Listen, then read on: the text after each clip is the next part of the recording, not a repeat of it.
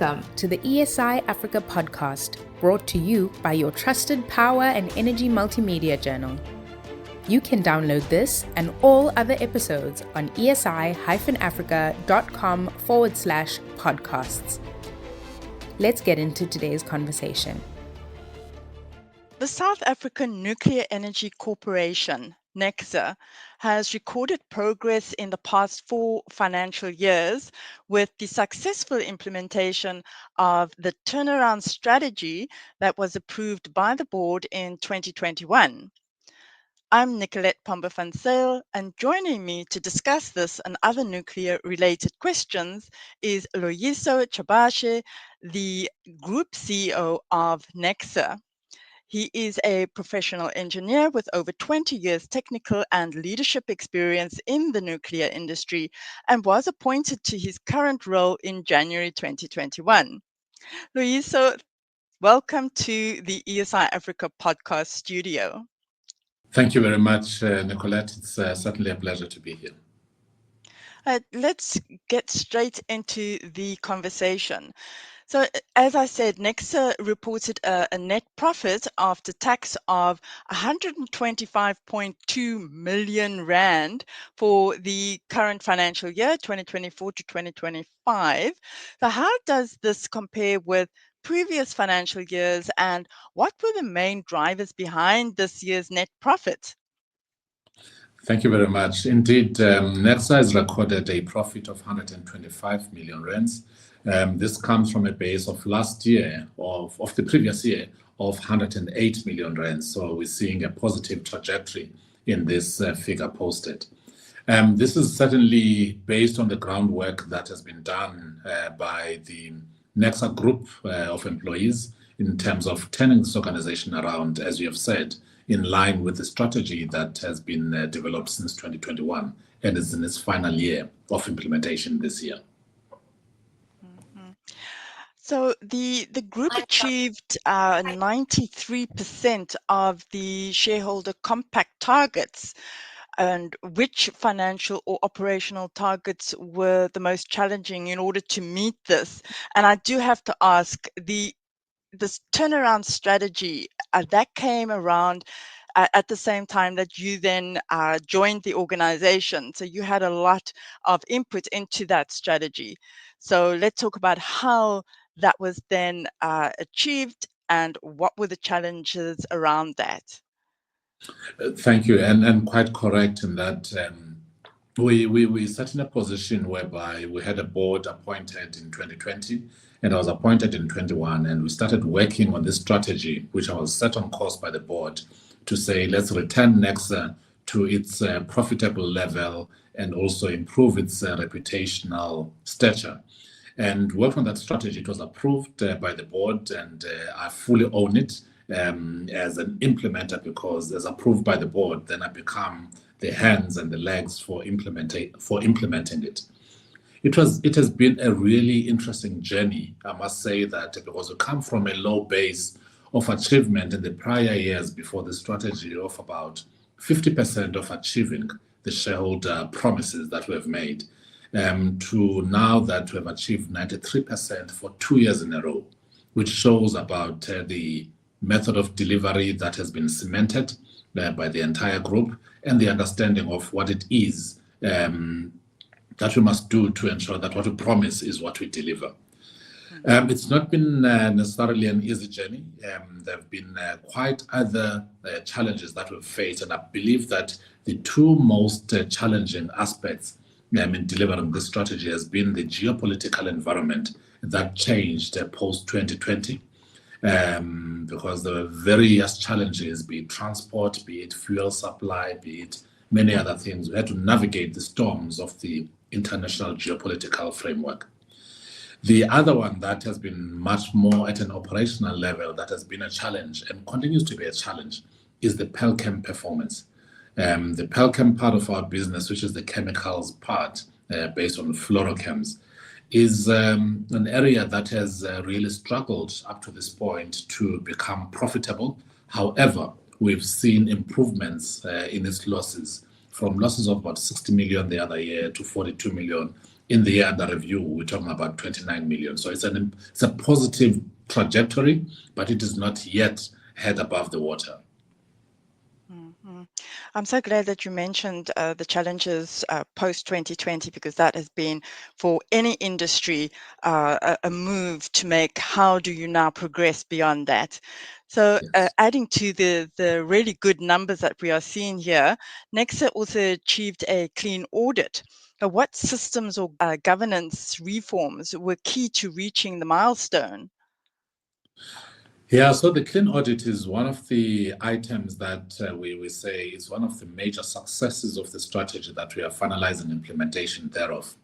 And it is really primarily based on a couple of things. The first thing is the strategic alignment from the top in saying, we put this as part of our strategic imperative that we are going to get to a point of being a clean auditee. So we had to make sure that the entire staff is aligned in that regard, so that our effort is towards doing things right according to the processes that we have in place. And I must say we've continued in that trajectory, improvement year upon year, to the point that we've achieved this. But one of the most important things was that we had our CFO, Group CFO, Ms. Precious Howard, leading the audit improvement plan. And this audit improvement plan has really given us a whole lot of traction in terms of what we've achieved.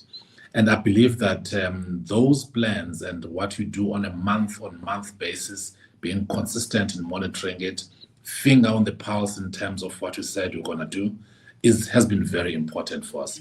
So that's that. The plan has to be there. It has to be executed to the T. And also our zero tolerance to fruitless and wasteful expenditure, because from our side, we've got limited resources. They must be used quite profitably for the organization. We can't afford a space of having that fruitless expenditure, even irregular expenditure for that matter. Right. Everybody on the leadership role has an important position there and needs to collaborate in order to attain all of these good results. But how sustainable is this profitability? Should stakeholders expect this consistent profit year on year? Yes, certainly. So as an organization, our overall aspiration is to remain investment grade. And by investment grade, it means having clean audits. By investment grade, I mean having profitability and sound governance overall in the entire organization. So our plan is to stay there. And the plan is to remain profitable right through the process. However, we need to acknowledge that our next phase talks to growth. And with growth, you need to invest some of your finances. So there will be years that it won't be exactly the same as what we've seen in the past 3 years. However, our view is that we need to ensure that we are profitable, we improve our ratios so that we remain investment grade, and we retain our clean governance processes overall. Let's also talk a bit about the technology that is being promoted by Necsa and how you're balancing the need to reinvest in technology with maintaining that positive bottom line. So the bottom line for us is that with the nuclear technology and the products that we do sell out into the market in the form of isotopes, in the form of chemicals, in the form of equipment that we manufacture, and also part of the external revenue related to training people through our learning academy. Those are the key anchors of bringing the external revenue that we so desire, in addition, obviously, to what government provides as funding for some specific mandates that we do. So we really need to continue advancing our technological improvements, remain competitive in the entire market. It is a proud moment to say that NTP remains one of the top 4 suppliers globally. And there are some years that we over-dominate the market, and we need to keep that in that process. So ours is to make sure that that balancing effect of expenses and income becomes a priority to ensure that we achieve our strategic intentions right through the game.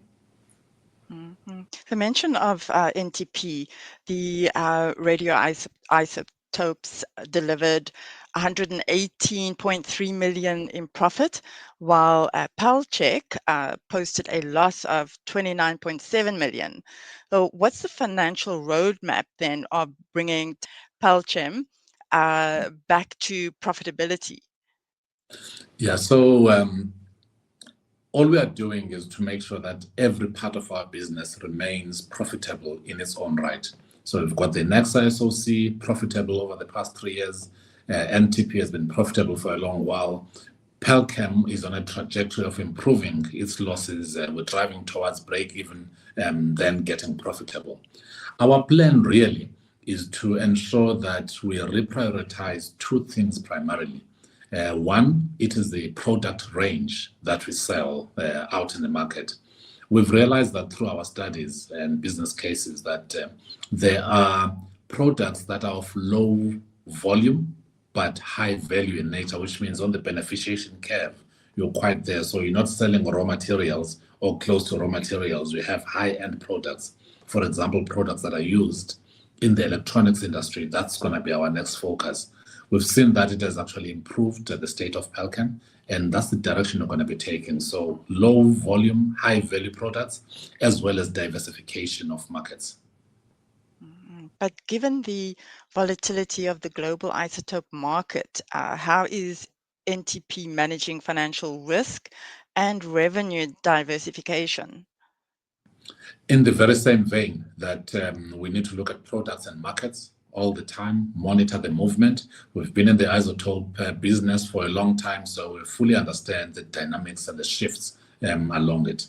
And we're currently looking at expanding the markets. At some point, let me say just over 5 years ago, we had one dominant customer.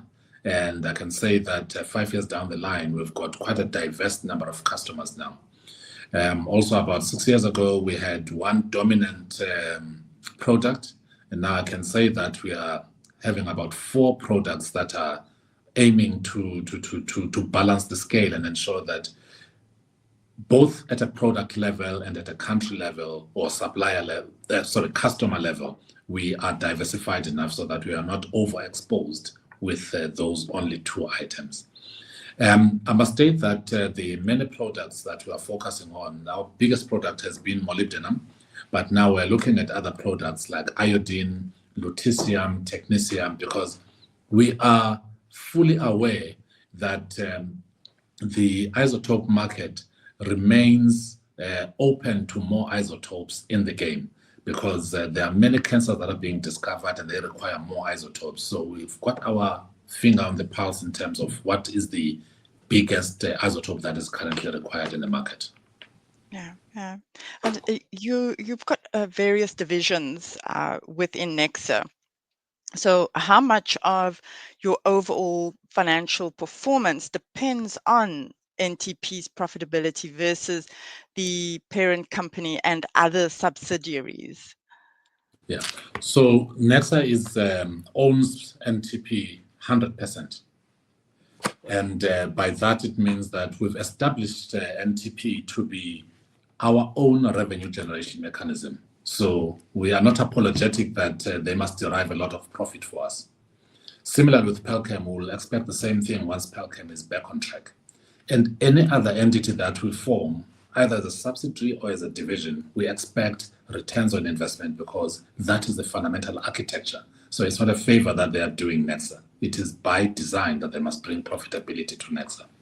So what we are planning to do is that with NTP being part of the value chain of our reactor, Safari, we need to make sure that Safari continues to be operational, continues to have high availability going forward, and ensure that we do not have discontinuity in these.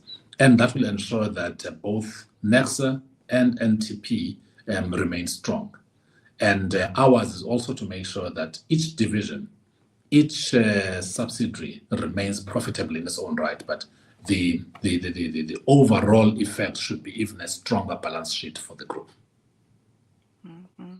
And I believe that there are 6 high-impact programs, including the new multipurpose nuclear research reactor and the SMR development, that's small modular reactors. So what level of capital investment will these require, and will Necsa fund them? Where's the money coming from? Yeah, that's a very big and important question.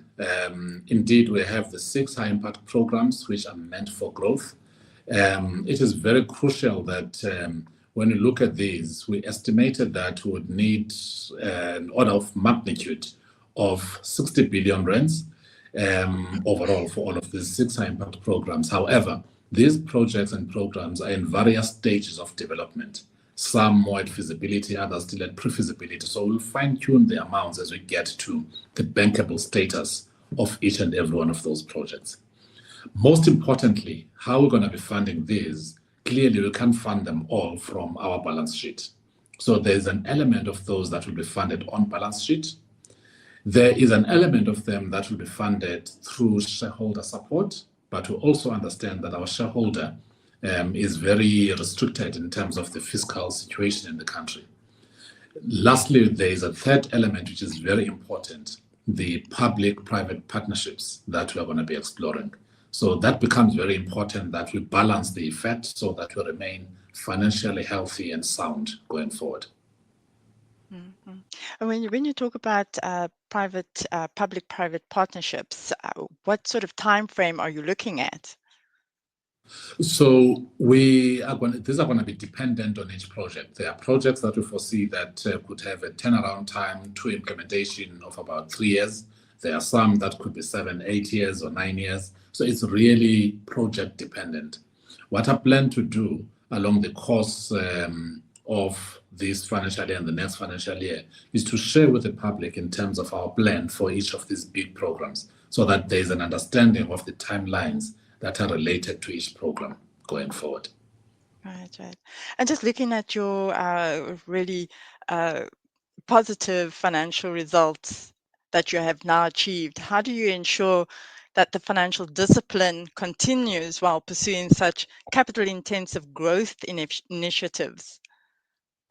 Yeah, so I always put it like this, that for this turnaround to happen, there wasn't a lot of cash lying around. All we did was to make sure that we prioritize our business, reorganize ourselves first in the right fit-for-purpose vehicle, prioritize the things that we are doing, and ensure that there is discipline in doing them. So that has really been the fundamental, and I think that's the fundamental that we hope to use going forward, in that we must have fit-for-purpose functions, we must have a priority list of the things that we need to do, as well as the discipline in executing. Because that, for any other phase of the business, whether you're in stabilization phase, which we are coming out of, or whether you're in growth phase, you need to maintain that discipline. So just continuing on the where's the money coming from theme, given South Africa's fiscal constraints, what discussions are underway with National Treasury or investors about sustainable funding models? There are various models that are available. Yes, so I must state that we have discussions with our shareholder, the shareholder ministry in the form of Department of Electricity and Energy, as well as National Treasury at various levels. It becomes important that once our prioritization list is clearly finalized, it is something that will continue to engage our shareholders so that they can see the role that they can play, or that they need to play in our prioritized list, as well as what we are committing that we'll be getting from the outside markets in the form of partnerships with the commercial partners out there. So the discussions are going, and I must say that we've got strong support from the shareholder organization in the sense of when Necsa is and when Necsa is going. That's the support that we are really enjoying, and then we just need to deliver on what the shareholder expects of us. Right. And you've also linked Necsa's growth to South Africa's broader socioeconomic objectives. Can you quantify the expected economic impact, for instance, around job creation, export earnings, or And this is the important one, local manufacturing capacity. Yeah. So effectively, I look at the nuclear industry. I was presenting not so long ago, indicating that currently the broader nuclear industry in South Africa is in the order of about just below 5,000 people that it employs directly. In terms of the revenue generated, in the order of 10 billion rands per year in total, not just Necsa. And I think what we are seeing as an upsurge in terms of the nuclear development, not just talking about Necsa. So Necsa has got its own 6 high impact programs. We've just seen the integrated resource plan being announced last Sunday, which includes 5,200 megawatts of nuclear. So there's a whole lot of upswell in terms of what nuclear can provide. But at a quantified level, I want to believe that during construction, there is a potential of having many jobs. When you construct the multi-purpose reactor, when you construct the pilot plant of the small modular reactor on our site, expanding it then to constructing the similar when it's commercialized in repurposing the coal fleet, and maybe Eskom building big nuclear power plants. It's a whole lot it changes the numbers game in terms of the employment in South Africa. We've seen it with the big construction programs in the form of the coal stations, and also in when stadiums are being built for the World Cup. There's a huge employment that comes along with that, and that takes over a few years. However, during operations, we can see that if we look at Necsa today, we employ about 1,600 people. Quebec employs about 1,800 the last time I checked. So already you can see with that, if we're to double the size of Necsa, obviously not exact doubling the number of people employed, but doubling the infrastructure, we're talking about more than 1,000 people that would add onto the system with all these 6 high impact programs when they're operational. These are meaningful jobs that will be there for at least 60 to 80 years. And I think this country requires more of those. Even when you go to the power stations, whether it's big power stations for Eskom or small modular reactors, we're talking again there, as we have seen Quebec being extended from 40 to 60 years, we're talking about solid jobs for the next 60 to 80 years again. So I must say that nuclear is definitely going to improve the job situation in this country. This goes hand in hand with skills development that is needed, because you need skilled workforce in as much as we're dealing with electricians, artisans, mechanicians, a whole lot of things. But you need to bring them into the nuclear way of doing things. So we need to nuclearize them. So we develop skills in this field very well to make sure that we've got high-end skills. The last thing that you mentioned was the localization. Clearly, localization as part of our laws in this country, it's something we're going to be looking at when we deploy some of these 6 programs. There is a role for us to have local content in all of these, and I believe that this country is more than able to support that localization effort. So we've got a mature industry, and all we just need, once we commit on these big and long-term projects, we should be able to see other investment flowing into the country to ensure that we've got local plants that can manufacture raw materials. Mm-hmm. Well, I have a last question for you, and I've noticed that at the G20 there's been a lot of talk about nuclear and the nuclear industry. So how does Necsa plan to position itself financially in the global nuclear supply chain? Yes, so we have an ambitious goal in this regard, in that when we talk about having a pilot plant, for example, on the electricity side, pilot plant at Necsa, the plan is to make that pilot plant operational and commercial.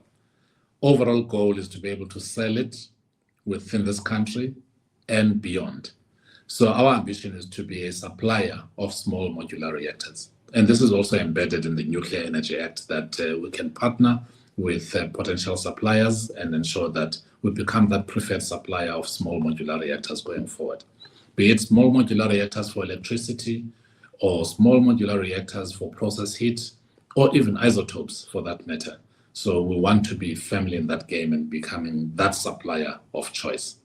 The other areas is on the multi-purpose reactor, where we will produce isotopes. We want to continue to be in that sphere, and also making sure that isotopes can be supplied profitably and used in much larger quantities in the African continent.